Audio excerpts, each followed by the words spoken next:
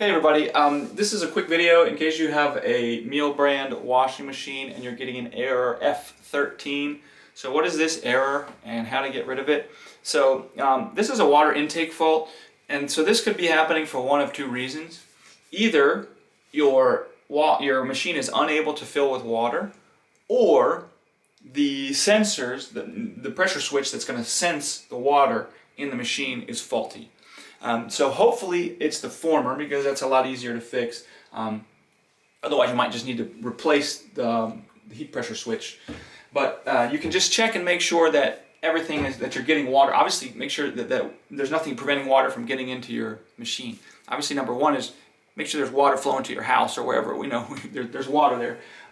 Next, the intake valve that goes from the water source to the machine, make sure that's fully open, fully to the left. And then make sure that the intake hose, there's no pinches or bends or kinks or anything like that. Sometimes if you push the machine up too hard against the wall, it'll end up preventing the water from flowing in properly to the machine, and you'll get this error. And then also you can check the screen. There's a screen filter in the line that goes into the machine.